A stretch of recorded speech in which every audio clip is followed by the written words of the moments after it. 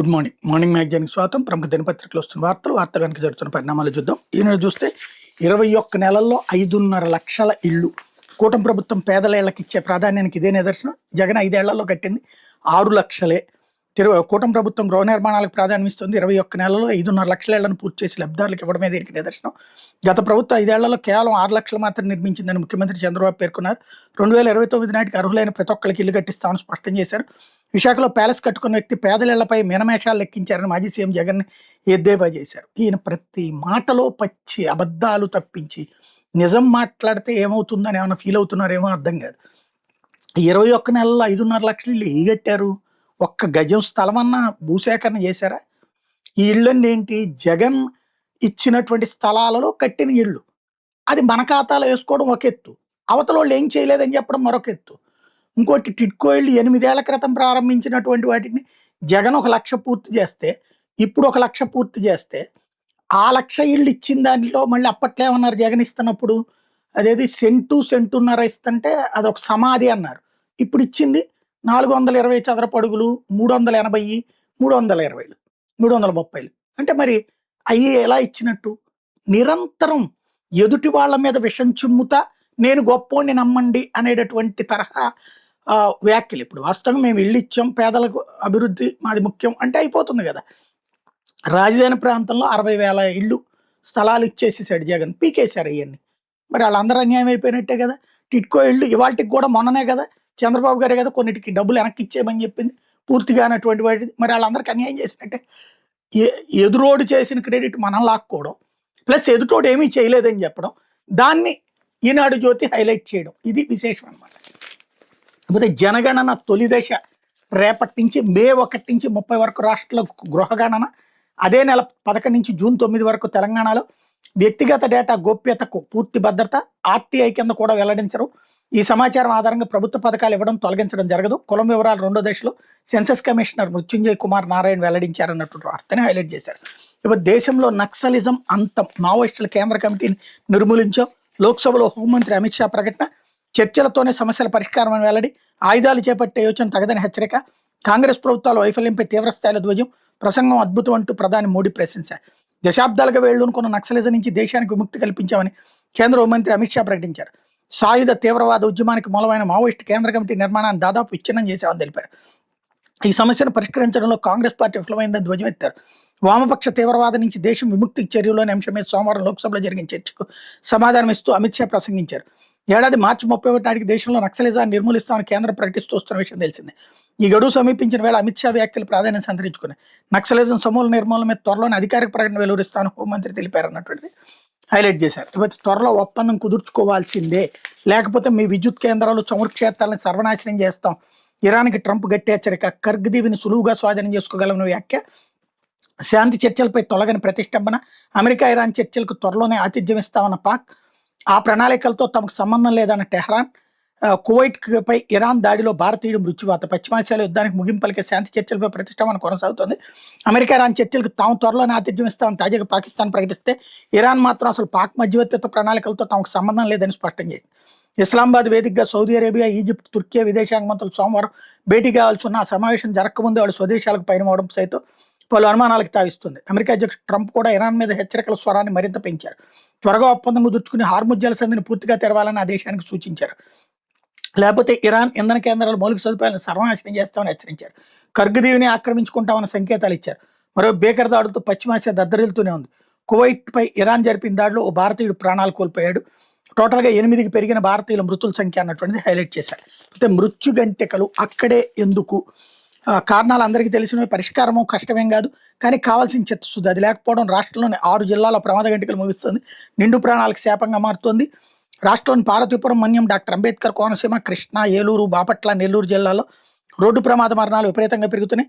ఈ జిల్లాల్లో రోడ్డు ప్రమాద మరణాలు 15% కంటే ఎక్కువ పెరిగాయి.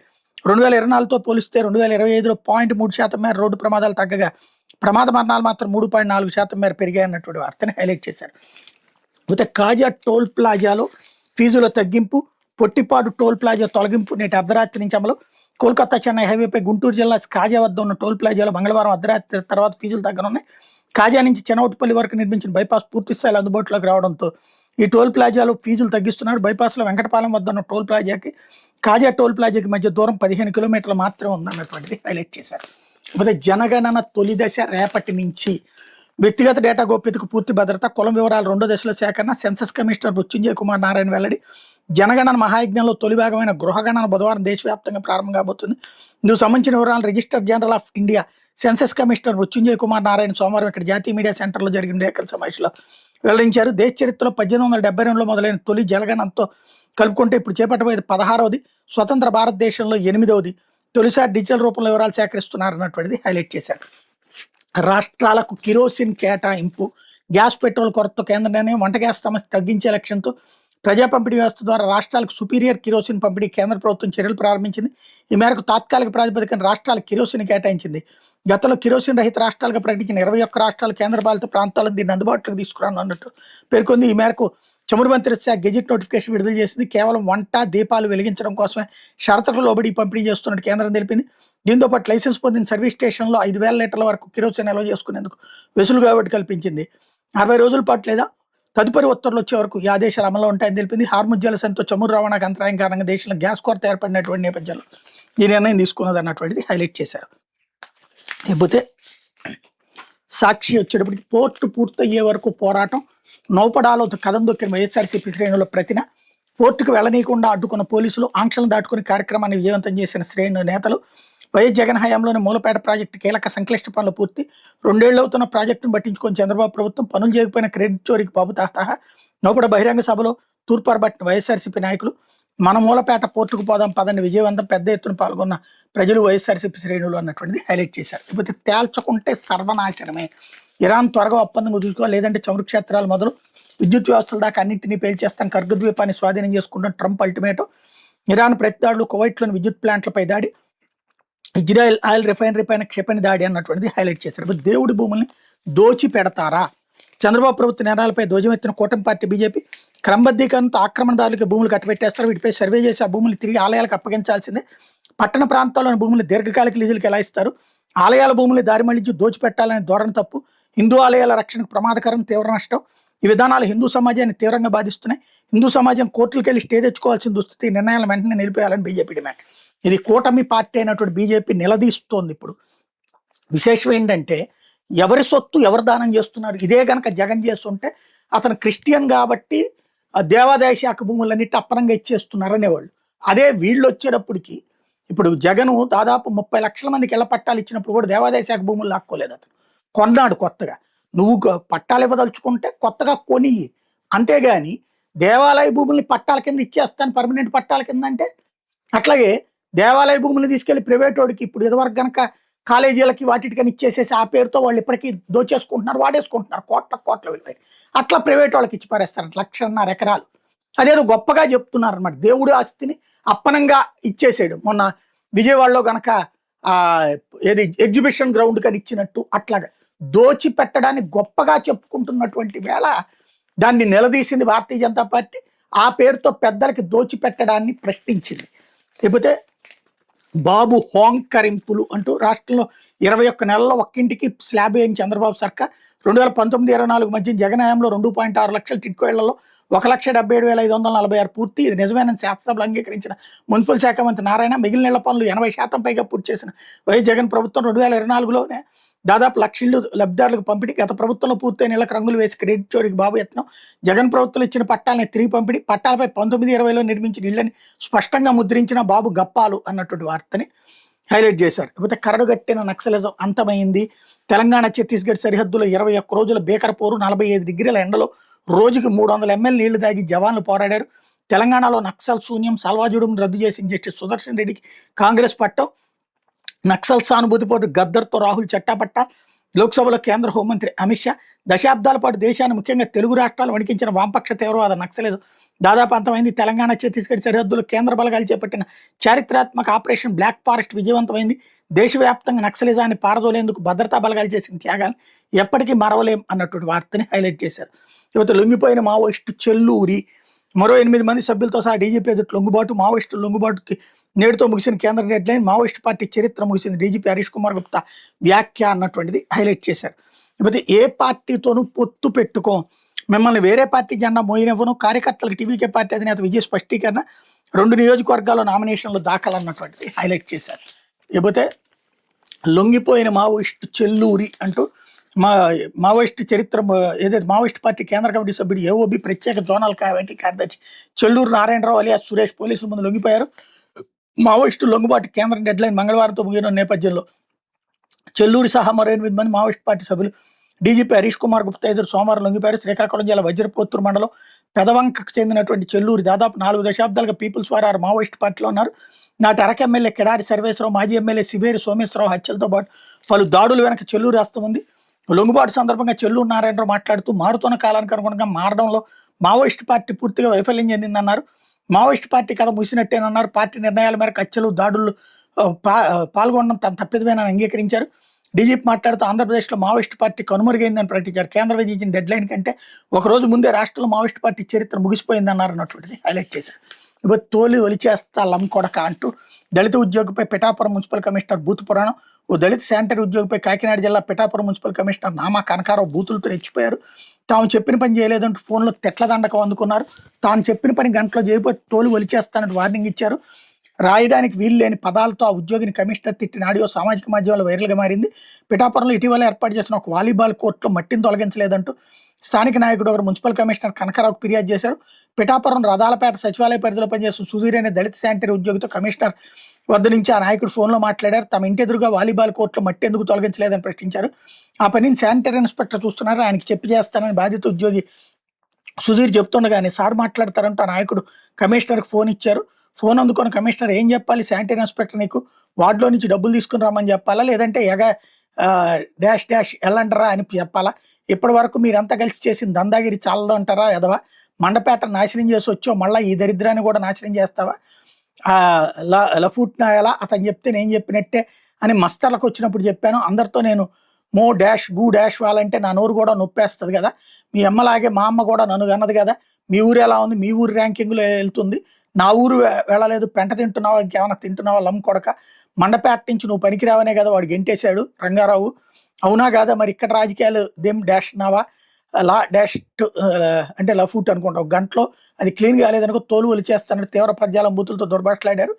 శానిటేషన్ సెక్రటరీని తీవ్రంగా దుర్భాషలాడిన మున్సిపల్ కమిషనర్పై ప్రభుత్వం కఠిన చర్యలు తీసుకొని గ్రామ వార్డు సచివాలయ ఎంప్లాయీస్ అసోసియేషన్ రాష్ట్ర వర్కింగ్ ప్రెసిడెంట్ విప్పర్తి నిఖిల్ కృష్ణ, ఉమ్మడి తూర్పుగోదావరి జిల్లా regional coordinator Darapareddy Tataji demand చేశారన్నటువంటి హైలైట్ చేశారు. అయితే నెల్లూరు జిల్లాలో జంట హత్యలు పొట్టిశ్రీరాములు నెల్లూరు జిల్లా కొడవలూరు మండలం గండవరంలో జరిగిన జంట హత్యలు సోమవారం కలకన రేపాయి. జిల్లాలోని దగదర్తి మండలం పెదపుత్తేరుకు చెందిన కందవుర్తి వెంకటేష్, సంగం మండలం వెంగారెడ్డిపాలెంకి చెందిన కొప్పూలు బాల వెంకయ్య గండవరం మజిరా వడ్డిపాలెం వద్ద దారుణ హత్యకు గురయ్యారు.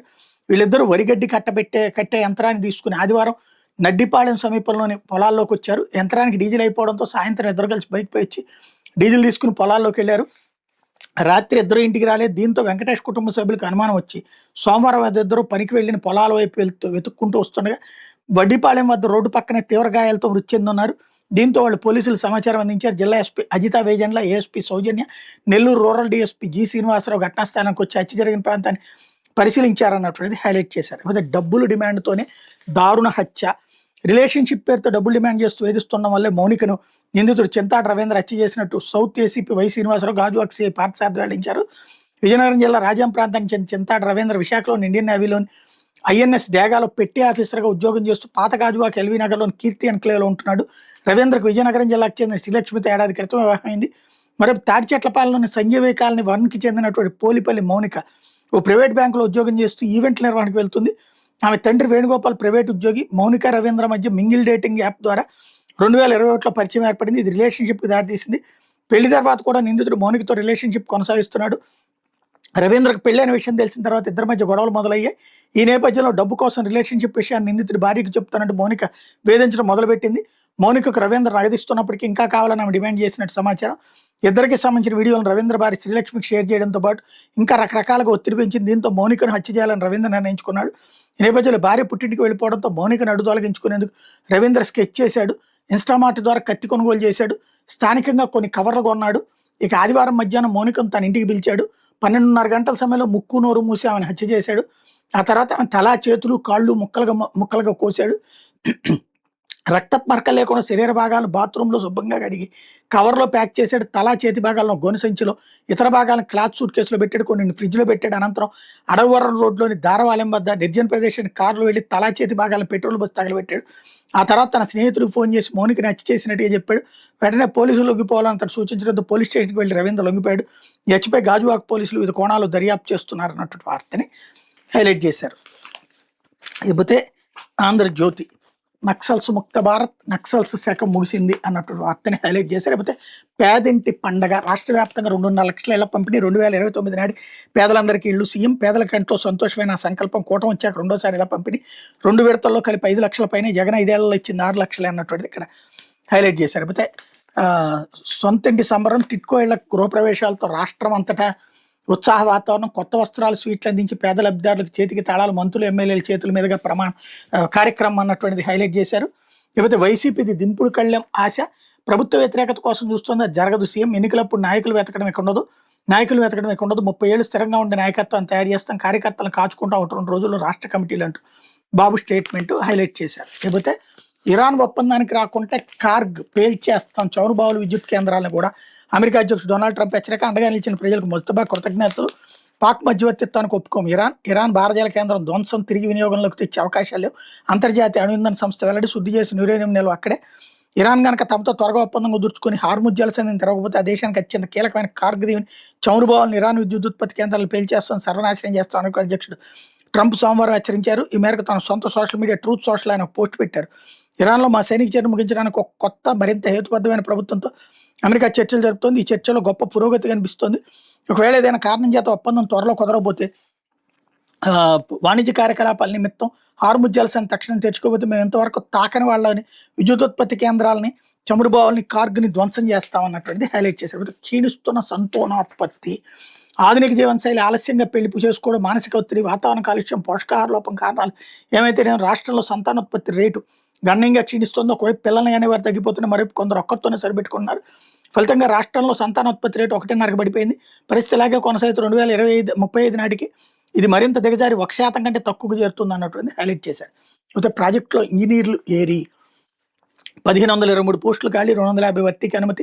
ఆపత్కాలంలో అప్రమత్తం చేసే లస్కర్లు కరువే, 7224 మంది అవసరమైతే ఉన్నది, 1517 మంది. వీరిలో 1033 మంది అవుట్సోర్సింగ్ వాళ్ళే. మంత్రి నిమ్మల కృషితో వీరికి జీతాలు పెంపు, కానీ ఇప్పటికీ చెల్లించడమైన. ఇలాగైతే ప్రాజెక్టుల నిర్వహణ, పర్యవేక్షణ ఎలా? మరి మొన్ననే జాబ్ క్యాలెండర్ ప్రకటించారు ఖాళీ ఉన్న ఉద్యోగాలని.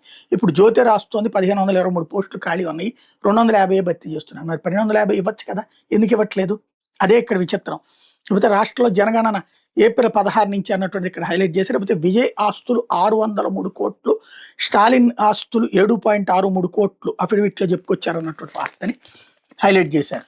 లేకపోతే జల్ జీవన్లో చెల్లింపుల వివాదం, తమ బిల్లులు నిలిపేస్తున్నాను చిన్న కాంట్రాక్టర్ ఆవేదన వ్యవహారంపై ఆరాధీసిన చంద్రబాబు, చిన్నవాళ్ళని ఇబ్బంది పెట్టద్దని ఆదేశం. ఇంటికి తాగునీరు అందించి జల్ జీవన్ మిషన్ పథకం కింద పనులు చేపట్టిన కాంట్రాక్టులకు బిల్లులు చెల్లింపు వ్యవహారం వివాదానికి దారితీసింది. ఈ పనులు చేపట్టిన వారిలో చిన్న స్థాయి కాంట్రాక్టుల నుంచి భారీ స్థాయి కాంట్రాక్టులు కూడా ఉన్నారు. వీళ్ళకి చెల్లించాల్సిన బిల్లులకు సంబంధించి ప్రభుత్వం గత ఏడాది నుంచి ఇప్పటి వరకు సుమారు 3638 కోట్లు విడుదల చేసింది. అయితే ఈ నిధులతో ముందుగా చిన్న కాంట్రాక్టులు చెల్లించాలని ప్రభుత్వం ఆదేశించింది అన్నటువంటి హైలైట్ చేశారు. ఇకపోతే కోనసీమ ఇసుక దందాపై సర్కారు సీరియస్. కోనసీమలో వైసీపీ మాజీ ఎంపీ చేస్తున్న ఇసుక దందాన్ని సర్కార్ తీవ్రంగా పరిగణించింది. సదరు నేతకు లబ్ధి చేకూర్చాల కీలక అధికారి 2 ప్రజాప్రతినిధులు పనిచేయడాన్ని సీరియస్గా తీసుకుంది. కోనసీమలో కుమ్మేస్తున్నారు శీర్షికన ఆంధ్రజ్యోతిలో వచ్చిన కథనంపై స్పందించింది అన్నటువంటిది హైలైట్ చేశారు. అయితే అనంత లక్ష్మీ దుర్గపై నాన్ బెయిలబుల్ వారెంట్ వెనక్కి. డ్రైవర్ సుబ్రహ్మణ్యం హత్య కేసులో వైసీపీ నేత అనంతబాబు భార్య లక్ష్మీదుర్గకు ఎస్సీ/ఎస్టీ ప్రత్యేక న్యాయస్థానం జారీ చేసిన నాన్ బెయిలబుల్ వారెంట్ను ఉమ్మడి తూర్పుగోదావరి జిల్లా ప్రధాన న్యాయస్థానం వెనక్కి తీసుకుంది. ఈ సందర్భంగా పలు షరతులు విధించింది. పాస్పోర్ట్ను కోర్టుకు సమర్పించాలని, సాక్షులు ప్రభావితం చేయరాదని చెప్పింది. మృతుడి తల్లిదండ్రులకు రక్షణ కల్పించాలని, 15 రోజులకు ఒకసారి దానిపై కోర్టుకు నివేదిక సమర్పించాలని ఎస్పీని ఆదేశించింది. గతంలో ఎస్సీ/ఎస్టీ ప్రత్యేక కోర్టు ఆమెపై ఎన్బీడబ్ల్యూ జారీ చేసిన విషయం తెలిసిందే. నేపథ్యంలో సోమవారం ఎన్బీడబ్ల్యూపై జరిగింది. ఈ విచారణకు లక్ష్మీదుర్గ హాజరయ్యారు. ఎన్బీడబ్ల్యూపై ఇరుపక్షాల వాదనలు వినిపించాయి. కేసు దర్యాప్తులో ఆమె ఏ దశలోనూ సహకరించలేదని సిట్ నోటీసులు ఆమె చెల్లికి అందజేయాల్సి వచ్చిందని ప్రాసిక్యూషన్ తరపున పిపి రాజపల్లి ప్రసాద్, న్యాయవాది ముప్పాళ్ల విశాల్ కోర్టు దృష్టికి తీసుకెళ్లారు. ఆమె ఆరోగ్య పరిస్థితి బాగుండకపోయిన దర్యాప్తును పూర్తిగా సహకరిస్తోందని నిందితురాల తరపున సీనియర్ న్యాయవాది ఎన్ఎన్ మూర్తి, సీనియర్ న్యాయవాది రఘు కోర్టుకు చెప్పారు. మృతుడు వీధి సుబ్రహ్మణ్యం తల్లిదండ్రులు కూడా కోర్టు విచారణకు హాజరయ్యారు. తమకు ప్రాణభయం ఉందని కోర్టుకు విన్నవించారు. ఇరుపక్షాల వాదనలో ఉమ్మడి తూర్పుగోదావరి జిల్లా ప్రధాన జడ్జి గంధం సునీత నిర్ణయాన్ని ప్రకటించారు. నిందితురాలపై ఉన్న నాన్ బెయిలబుల్ వారెంట్ వెనక్కి తీసుకున్నట్టు చెప్పారు. తదుపరి విచారణ మంగళవారానికి వాయిదా వేశారు. కోర్టు విచారణ తర్వాత సీనియర్ న్యాయవాది ముప్పాల సుబ్బారావు మీడియాతో మాట్లాడారు. ఎస్సీ ఎస్టీ ప్రత్యేక న్యాయస్థానం నుంచి ఎన్బీడబ్ల్యూని వెనక్కి తీసుకోవడం మంచిది కాదని చెప్పారు. ఇట్లాంటి కేసులు ఎన్బీడబ్ల్యూని రీకాల్ చేస్తే సమాజం వేరే విధంగా చూసే ప్రమాదం ఉందన్నారు. హైలైట్ చేశారు. ఇది దినపత్రికలో వచ్చిన వార్తలు వెనకాల జరుగుతున్న పరిణామాలు.